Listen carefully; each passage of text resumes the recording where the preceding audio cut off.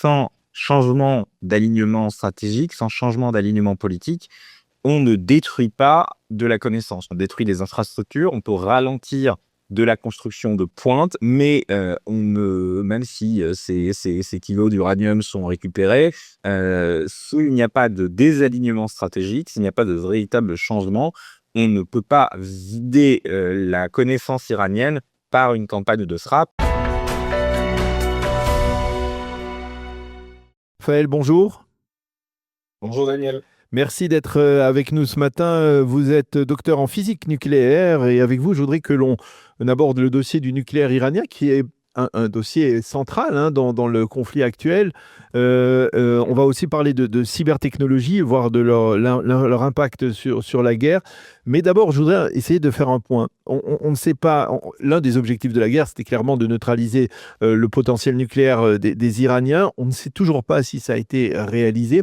Et la question que l'on se pose, c'est est-ce que vous avez le sentiment que l'on peut aujourd'hui, dans la situation actuelle, l'Iran peut continuer à développer un quelconque programme, par exemple en retrouvant les 400 ou 480 kilos d'uranium enrichi qui seraient enfouis dans les ruines de la centrale de Fordo?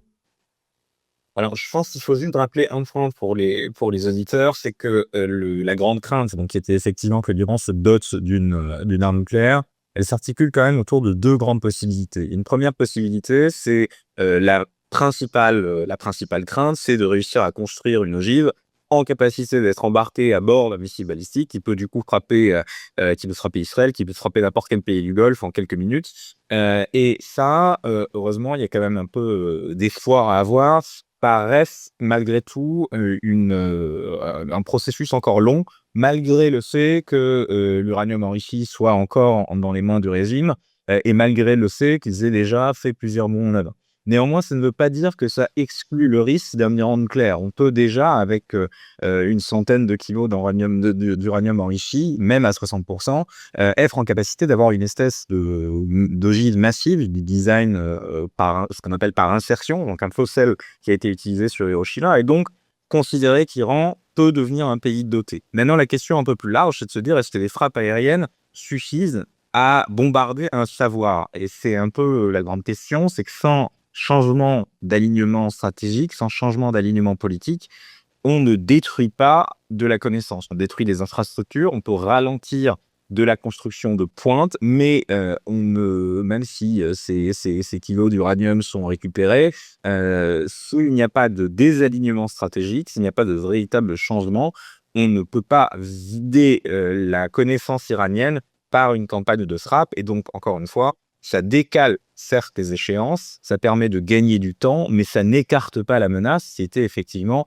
un des objectifs initiaux, en tout cas principaux de cette guerre. Oui, ça peut les retarder parce que Israël n'a pas attendu la guerre actuelle pour, on va dire, neutraliser une partie des savants qui étaient impliqués dans le programme nucléaire iranien, n'est-ce pas?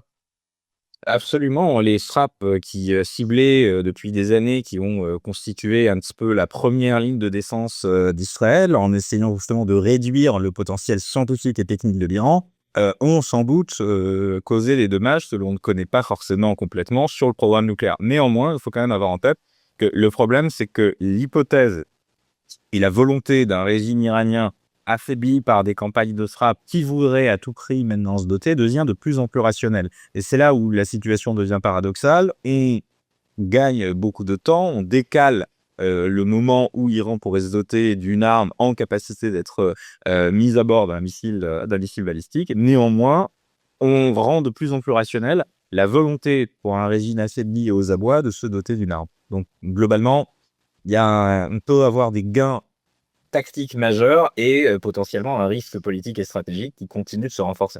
Alors, un mot sur les cybertechnologies qui sont utilisées dans la guerre. Et moi, c'est une question qui m'interpelle.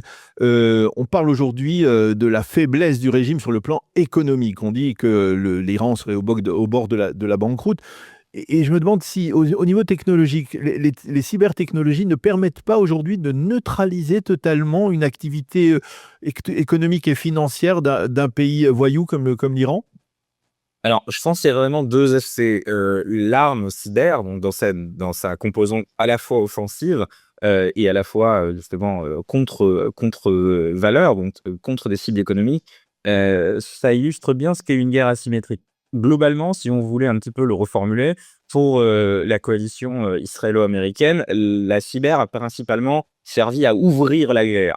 Et pour l'Iran, la cyber compense, on va dire, cette espèce d'asymétrie guerrière. Donc là, concernant votre question sur l'économie, évidemment, il peut y avoir un grand ralentissement de l'économie lié à des actes de banque, à des actes de différents centres financiers.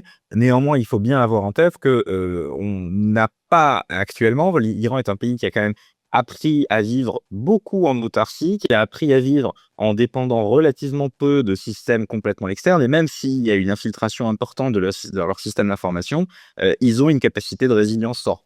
En parallèle, ils ont aussi une capacité de nuisance forte. C'est ça, on a pu voir depuis une dizaine de jours, où on a une augmentation systémique en fait des attaques de groupuscules affiliés à l'Iran, plus ou moins, qui s'en prennent à des cibles américaines, qui s'en prennent à des cibles israéliennes ou à des cibles européennes, avec une volonté justement de causer des dommages lourds et inacceptables. On l'a vu aux États-Unis sur toute la partie médicale, qui font réfléchir un petit peu à deux fois à quelles sont les cibles à véritablement viser également dans le cadre de la cyberguerre. Et donc en fait, c'est très proche, hein, que ce soit dans le monde cyber ou dans le monde cinétique, donc sur le terrain, on a un peu la même réflexion. Est-ce qu'on fait de la contre-force, donc de la frappe contre des cibles militaires ou des cibles qui servent directement l'effort de guerre, ou des cibles dites de contre-valeurs qui, elles, pour le coup, visent à véritablement affaiblir l'économie, affaiblir la société elle-même.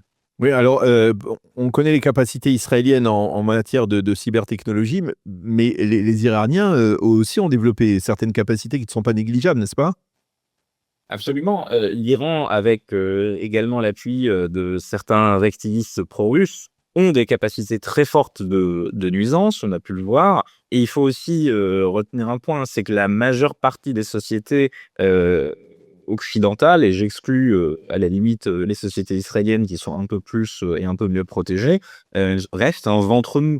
Et donc aujourd'hui, que ce soit côté israélien avec une hybridité entre attaques cyber poussées par de l'IA et la partie iranienne qui réplique, et qui réplique sans forcément attaquer les mêmes types d'infrastructures, on a, je dirais pas une symétrie des forces, mais on a une capacité à causer des dégâts qui est quand même très important côté iranien. Et donc on ne peut pas du tout considérer qu'ils sont en retard. Au contraire, ils ont une capacité à mener une guerre asymétrique avec peu de moyens. On l'a vu à 2 reprises. On l'a vu d'une part sur les attaques dites de social engineering, qui ont visé justement à créer de la panique, à essayer de récupérer de l'information pendant les alertes en Israël ou aux Émirats, en diffusant des faux liens. Et là, en fait, le problème, c'est que le facteur qui est problématique, c'est pas tellement le système d'information, mais c'est le facteur humain. Et le facteur humain sous stress devient le maillon faible de la chaîne. Et ça, l'Iran et de manière générale, les pays qui exploitent cette asymétrie sont très bons à ce petit jeu.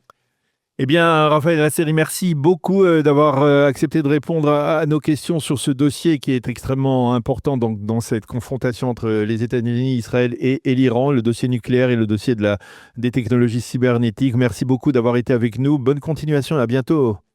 Merci à vous.